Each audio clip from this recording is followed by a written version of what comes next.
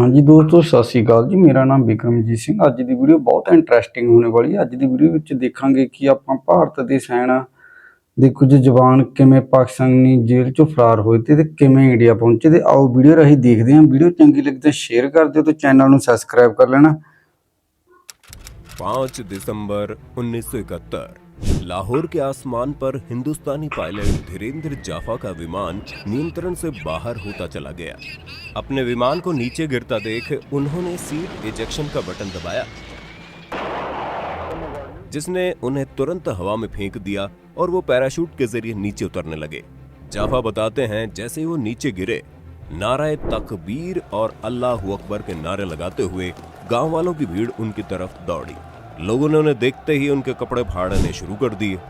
किसी ने उनकी घड़ी पर हाथ साफ किया तो किसी ने उनके सिगरेट लाइटर पर झपट्टा मारा। उनके दस्ताने, जूते, 200 पाकिस्तानी रुपए और मफलर भी गायब हो गए। तभी जाफा ने देखा कि कुछ पाकिस्तानी सैनिक उन्हें भीड़ से बचाने की कोशिश कर रहे हैं। इतने में एक लंबे चौड़े सैनिक अफसर ने उनसे पूछा, तुम्हारे पास कोई हथियार है? जाफा ने कहा, मेरे पास रिवॉल्वर है, जो शायद भीड़ ने उठा ली, तो अब वो भी मेरे पास नहीं है। उस अफसर ने जाफा से पूछा कि क्या जख्मी हो गए हो? तो जाफा ने कराहते हुए कहा, लगता है रीढ़ की हड्डी चली गई है, मैं अपने शरीर का कोई हिस्सा हिला नहीं सकता। उसने पश्तो भाषा में कुछ आदेश दिए और जाफा को उन सैनिकों ने उठाकर एक टेंट में पहुंचाया। जाफा की कमर में प्लास्टर लगाया गया और उन्हें जेल की कोठरी में बंद कर दिया गया। रोज उनसे सवाल जवाब होते। जब उन्हें टॉयलेट जाना होता तो उनके मुंह पर तकिए का गिलाफ लगा दिया जाता ताकि वो इधर उधर न देख सके। एक दिन उन्हें उसी बिल्डिंग के एक दूसरे कमरे में ले जाया गया। जैसे ही वो कमरे में पहुंचे, उन्हें कई सारी आवाजें सुनाई देने लगी। जैसे ही वो कमरे के अंदर घुसे, अचानक से सारी आवाजें बंद हो गई और एक स्वर जोर से गूंजा, जेफ सर। और फ्लाइट लेफ्टिनेंट दिलीप पारुलकर उन्हें गले लगाने के लिए तेजी से आगे बढ़े। उन्हें दिखाई नहीं दिया कि जाफा की ढीली जैकेट के भीतर प्लास्टर बंधा हुआ था। वहां पर 10 और युद्धबंदी पायलट मौजूद थे। इतने दिनों बाद एक भारतीय चेहरा देख जाफा के आंखों से आंसू बह निकले। इस कमरे में 10 और भारतीयों को बंधक बनाकर रखा गया था। इन बंधकों में शामिल थे विंग कमांडर बनी Coelho, flight lieutenant Dilip Parulkar और मलविंदर सिंह गरेवाल, कुरुविल्ला और हरीश सिंह, जो जाफा की तरह ही युद्ध की वजह से यहाँ फंस गए थे। जाफा को कमरे में भेजने के बाद युद्धबंदी कैंप के incharge squadron leader Usman Hanif ने मुस्कुराते हुए कमरे में प्रवेश किया और कहने लगे, मैंने सोचा कि मैं आप लोगों को क्रिसमस की मुबारकबाद दे दूं। वो शाम एक यादगार शाम रही। हंसी मजाक के बीच वहां मौजूद सबसे बड़े अफसर विंग कमांडर बनी कोहेलो ने कहा कि हम सब मारे गए सभी साथियों के लिए मौन रखेंगे और उसके बाद हम सब राष्ट्रगान गाएंगे। जाफा बताते हैं कि 25 दिसंबर 1971 की शाम को पाकिस्तानी जेल में जब भारतीय राष्ट्रगान के स्वर गूंजे तो उनके सीने गर्व से चौड़े हो गए। इसी बीच भारत की नीति नियोजन समिति के अध्यक्ष डीपी धर पाकिस्तान आकर वापस लौट गए, लेकिन इन युद्धबंदियों के भाग्य का कोई फैसला नहीं हुआ। 1971 की लड़ाई से पहले एक बार पारुलकर ने अपने साथियों से कहा था कि अगर कभी उनका विमान गिरा दिया जाता है और वो पकड़ लिए जाते हैं तो वो जेल में बैठेंगे नहीं, वो वहां से भागने की कोशिश करेंगे। और यही उन्होंने किया भी। बाहर भागने की उनकी इस योजना में उनके साथी थे फ्लाइट लेफ्टिनेंट ग्रेवाल और हरीश सिंह जी। तय हुआ कि सेल नंबर 5 की दीवार में 21 बाई 15 इंच का छेद किया जाएगा, जो पाकिस्तानी सेना के रोजगार दफ्तर के अहाते में खुलेगा, और उसके बाद 6 फुट की दीवार लांघ कर वो माल रोड पर कदम रखेंगे। इसका मतलब था करीब 56 ईंटों को उसका प्लास्टर निकालकर उसे ढीला करना और उससे निकलने वाले मलबे को कहीं छुपाना। कुरुविल्ला ने एक इलेक्ट्रिशियन का एक स्क्रू ड्राइवर चुराया और ग्रेवाल ने कोका कोला की बोतल में छेद करने वाले धारदार हथियार का इंतजाम किया। रात में दिलीप पारुलकर और ग्रेवाल 10 बजे के बाद प्लास्टर खोदना शुरू करते हैं। हैरी और चाटी नाम के दूसरे कैदी इस बात की निगरानी करते कि कहीं कोई आ तो नहीं रहा। इसी बीच ट्रांजिस्टर की वॉल्यूम को बढ़ा दिया जाता। उस समय भारतीय कैदियों को जिनेवा समझौते की शर्तों के हिसाब से 50 फ्रैंक के बराबर की मुद्रा हर माह वेतन के तौर पर मिला करती थी, जिससे वो अपनी जरूरत की कुछ चीजें खरीदते और कुछ पैसा बचाकर भी रखते थे। इसी बीच पारुलकर को पता चला कि एक पाकिस्तानी गार्ड औरंगजेब है, जो दर्जी का काम भी करता है। इन्होंने इससे कहा कि भारत में हमें पठान सूट नहीं मिलते, क्या आप हमारे लिए एक सूट बना सकते हैं? औरंगजेब ने पारुलकर के लिए हरे रंग का पठानी सूट सिला।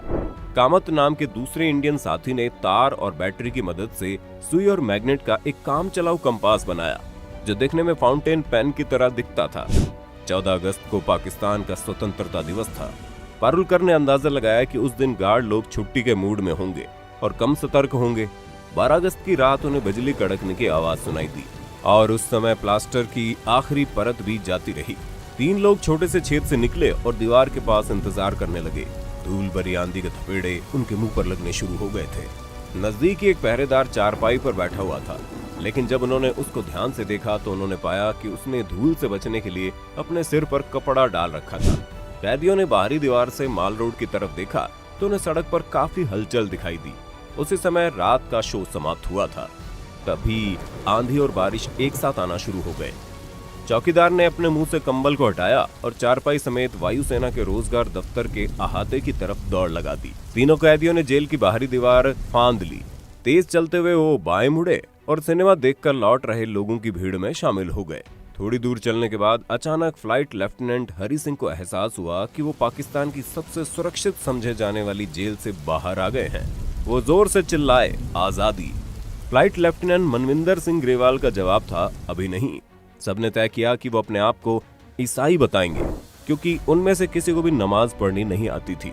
वो सभी ईसाई स्कूलों में पढ़े थे और उन्होंने भारतीय वायुसेना में काम करते समय ईसाइयों को नजदीक से देखा था।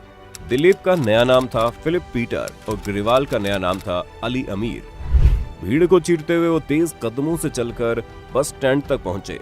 वहां पर एक कंडक्टर चिल्ला रहा था, पेशावर पेशावर, पेशावर जाना है क्या आपको?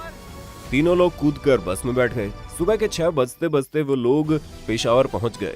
वहां से उन्होंने जमरूद रोड जाने के लिए तांगा किया। तांगे से उतरने के बाद उन्होंने पैदल चलना शुरू कर दिया। फिर वो एक बस पर बैठे। उस बस में जगह नहीं थी तो कंडक्टर ने उस बस की छत पर उनको बैठने के लिए कहा। जमरूद पहुंचकर उन्हें सड़क पर एक गेट दिखाई दिया। वहां एक साइन बोर्ड लगा हुआ था जिस पर लगा हुआ था, आप जनजातीय इलाके में घुस रहे हैं। आगंतुकों को सलाह दी जाती है कि आप सड़क ना छोड़ें और महिलाओं की तस्वीरें ना खींचें। फिर एक बस की छत पर चढ़कर वो 9:30 बजे लंडी कोतल पहुंच गए। अफगानिस्तान वहां से सिर्फ 5 किलोमीटर दूर था। वो एक चाय की दुकान पर पहुंचे। ग्रेवाल ने चाय पीते हुए बगल में बैठे एक शख्स से पूछा, यहाँ से लंडी खाना कितनी दूर है? उसको इस बारे में कुछ पता नहीं था। चाय स्टॉल के लड़के ने बताया, टैक्सी से वहां तक पहुंचने के लिए 25 रुपए लगेंगे। ये तीनों टैक्सी वाले की तरफ बढ़ ही रहे थे कि पीछे से एक आवाज आई। एक फ्रॉड व्यक्ति उनसे पूछ रहा था, क्या आप लंडी खाना जाना चाहते हैं? उन्होंने जब हाँ कहा तो उसने पूछा, आप तीनों कहां से आए हैं? दिलीप और गैरी ने अपनी पहले से तैयार कहानी सुना दी और उस शख्स की आवाज कड़क हुई और वो बोला, यहाँ आसपास लंडी खाना नाम से कोई जगह नहीं है। वो तो अंग्रेजों के जाने के साथ ही खत्म हो गई। शक हुआ कि ये बंगाली है जो अफगानिस्तान के रास्ते बांग्लादेश जाना चाहते हैं। ग्रेवाल ने हंसते हुए जवाब दिया, क्या हम आपको बंगाली दिखते हैं? आपने कभी बंगाली देखे भी हैं? बहरहाल तहसीलदार के इस नौकर ने उनकी एक न सुनी और उन्हें तहसीलदार के पास ले गया। तहसीलदार भी उनकी बातों से संतुष्ट नहीं हुआ और उसने कहा, हमें आपको जेल में रखना होगा। अचानक दिलीप ने कहा, वो पाकिस्तानी वायुसेना के प्रमुख स्क्वाड्रन लीडर उस्मान से बात करना चाहते हैं। ये वही उस्मान थे जो रावलपिंडी जेल के इंचार्ज थे और भारतीय युद्ध बंदियों के लिए क्रिसमस का केक लेकर आए थे। उस्मान लाइन पर आ गए। उन्होंने कहा, सर आपने खबर सुन ही ली होगी, हम तीनों लंडी कोतल में हैं। हमें तहसीलदार ने पकड़ रखा है, क्या आप अपने साथियों को भेज सकते हैं? उस्मान ने कहा, तहसीलदार को फोन दो। उन्होंने कहा, ये तीनों हमारे आदमी हैं, इन्हें बंद रखिए, हिफाजत से रखिए, लेकिन पीटिए नहीं। उधर 11 बजे रावलपिंडी जेल में हड़कंप मच गया। जाफा की कोठरी के पास गार्ड रूम में फोन की घंटी सुनाई दी। फोन सुनते ही एकदम से हलचल मच गई। सातों युद्धबंदियों को अलग कर अंधेरी कोठरियों में बंद कर दिया गया। एक गार्ड ने कहा, ये सब जाफा का किया धरा है, इसको इस छेद के सामने डालो और गोली मार दो। हम कहेंगे कि ये भी उन तीनों के साथ भागने की कोशिश कर रहा था। फिर सभी युद्धबंदियों को लायलपुर जेल लाया गया। वहां भारतीय थल सेना के बंदी भी थे। एक दिन अचानक वहां पाकिस्तान के राष्ट्रपति जुल्फिकार अली भुट्टो पहुंच गए। उन्होंने भाषण दिया, आपकी सरकार को आपके बारे में कोई चिंता नहीं है, लेकिन मैंने अपनी तरफ से आप सबको छोड़ देने का फैसला किया है। 1 दिसंबर 1971 को सारे युद्धबंदियों को वाघा बॉर्डर पार करवाया गया। उनमें क्षोभ था कि उनकी सरकार ने उन्हें छुड़ाने के लिए कुछ भी नहीं किया। भुट्टो की दरियादिली से उन्हें रिहाई मिली है, न कि उनके अपने देश की सरकार की बदौलत। लेकिन जैसे उन्होंने भारतीय सीमा में प्रवेश किया, वहां मौजूद हजारों लोगों ने मालाएं पहनाकर उन्हें गले लगाकर उनका स्वागत किया। पंजाब के मुख्यमंत्री ज्ञानी जैल सिंह खुद वहां मौजूद थे। वाघा से 22 किलोमीटर दूर उनके स्वागत में सैकड़ों वंदनवार बनाए गए थे। लोगों का इतना प्यार देखकर उन युद्धबंदियों का गुस्सा जाता रहा। कुछ इस तरह से हमारे वीर जवान वापस भारत लौटे और उन्होंने कितनी परेशानियां झेली। वीडियो पसंद आई तो लाइक और शेयर करें, और ऐसी ही कहानियों और नॉलेज की ढेर सारी बातों से जुड़े रहने के लिए चैनल को सब्सक्राइब। ਦੇਖਿਆ ਬਈ, ਜੇਲ੍ਹ ਚੋਂ ਭੱਜ ਗਏ ਤੇ ਆਪਣੇ, ਦੇਖ ਲਾ ਬਈ। ਜਜ਼ਬਾ ਕਹਿੰਦੇ ਨੇ ਨਾ, ਬੰਦੇ 'ਚ ਹਿੰਮਤ ਹੋਣੀ ਚਾਹੀਦੀ ਹੈ ਵੀ ਮੈਂ ਪਿੰਡ ਜਾਣਾ ਜਾਂ ਘਰੇ ਜਾਣਾ ਜਾਂ ਜਵਾਕਾਂ ਕੋਲ ਜਾਣਾ। ਉਹ ਇੱਕ ਦਿਨ ਘਰੇ ਆ ਹੀ ਜਾਂਦਾ ਗਾ। ਵੀਡੀਓ ਚੰਗੀ ਲੱਗੀ ਤਾਂ ਸ਼ੇਅਰ ਕਰ ਦਿਓ ਤੇ ਚੈਨਲ ਨੂੰ ਸਬਸਕ੍ਰਾਈਬ ਕਰ ਲੈਣਾ, ਪਰ ਕਦੇ ਵੀ ਹਿੰਮਤ ਨਾ ਹਾਰੋ। ਜੈ ਹਿੰਦ।